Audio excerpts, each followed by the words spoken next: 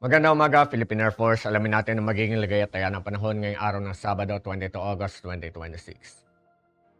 Sa kasalukuyan, meron tayong dalawang bagyo na binabantayan sa labas ng ating Philippine Area of Responsibility. Una na dito ay si Low Pressure Area 08H na nag-develop na into a tropical depression kaninang madaling araw. Ito hiling na mataan sa layong 1,195 kilometers silangan ng northeastern Mindanao. Ang nasabing tropical depression ay hindi inaalis ang posibilidad na pumasok ng ating Philippine Area of Responsibility bago ito tuluyang kumilos northeastward. Samantala si Typhoon Saudal naman na nasa labas din ng ating PAR ay huling namataan kaninang alas 3 ng umaga sa layong 2,710 kilometers silangan ng Northern Luzon. Ito ay may lakas ng hangin na 130 kilometers per hour mula sa sentro at pagbugso na 160 kilometers per hour. Ito ay kumikilos northwestward sa bilis na 25 kilometers per hour. Si Typhoon Saudal nga ay inaasahang papasok ng ating Philippine Area of Responsibility possible sa Lunes.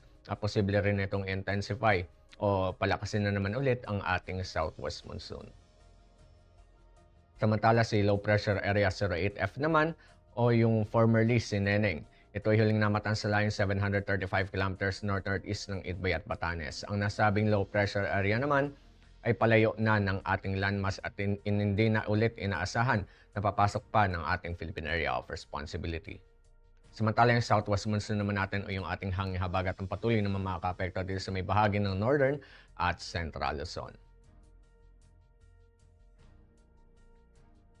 Dahil nga dito, para sa ating general area forecast, asahan natin ng Ilocos Region, Cordillera, Administrative Region, Batanes, Cagayan, Zambales, Bataan, Tarlac at Pampanga ay makaranas ng maulap na kalangitan na may kalat-kalat na pagulan, pagkidlat at pagkulog. Samantala ang Metro Manila at ang nalalabing bahagi ng Luzon, ang buong Visayas, at ang buong Mindanao, asahan naman natin ang bahagi hanggang sa maulap na kalangitan na may pulo-pulong pagulan, pagkidlat at pagkulog.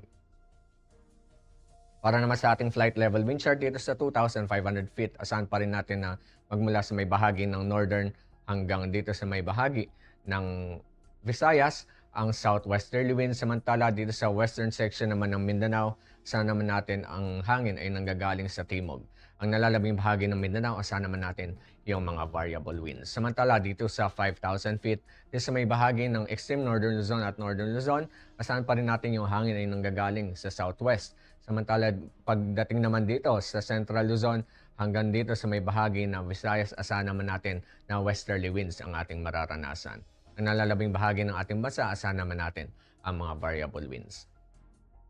Para naman sa 10,000 feet, asahan natin ang west-southwest to west-northwesterly winds dito naman sa may bahagi ng extreme northern Luzon at central Luzon. Samantala sa nalalabing bahagi ng ating bansa, asahan naman natin yung mga northwesterly winds. Samantala, sa may 18,000 feet naman, dito sa may bahagi ng extreme northern Luzon at central Luzon, asahan natin ang mga northwesterly winds. Samantala, variable winds naman ang ating mararanasan sa nalalabing bahagi ng ating bansa. Para sa impact nito sa flight operations sa Metro Manila, Calabarzon, Northern at Central Luzon, saan pa rin natin yung moist southwesterly flow na mga pagdala ng mga pag-ulan at mga gusty surface winds. Ang impact nito sa rotary ay posibleng ma-reduce yung ating visibility, ang mga gusty winds na posibleng makapag-limit ng ating VFR at mga low-level operations. Yung wet helipads may also increase ang ating operational hazard. Samantala sa fixed wing naman, saan pa rin natin yung mga low ceilings, turbulence at mga wet runway conditions na posibleng makapagresulta sa mga flight delays, cancellations, or diversions to alternate airfield. Samantala sa nalalabing bahagi ng ating bansa, asahan naman natin yung mga afternoon convective development na posibleng makapag-produce ng mga gust fronts at mga heavy rainfalls. Ang impact nito sa rotary, asahan natin yung mga downbursts, strong wind gusts, and reduced visibility na posibleng makapagdala ng mga significant hazard sa ating flying operations. Iwasan natin ang mga cumulonimbus activities. Samantala sa fixed wing naman, asahan naman natin yung mga severe turbulence and yung wind shear na posible during arrival and takeoff. And yung aircraft may experience delays or require diversions to alternate airfields. Ang haring araw ay sumikat kaninang 05:43 at ito naman ay lulubog ng 6:15 p.m. Para sa ating moon illumination, 72% increasing.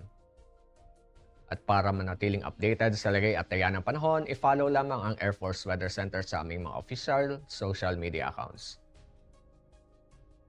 Yan lamang pong latest update mula sa ating lagay ng panahon. Sa ngalan ng aming commanding officer na si Colonel Hermelino T. Calubiran Jr., PAF GSC, ako po si Staff Sergeant Sal Cepuedes, Philippine Air Force, weather broadcaster ng Air Force Weather Center. Muli magandang umaga, Philippine Air Force.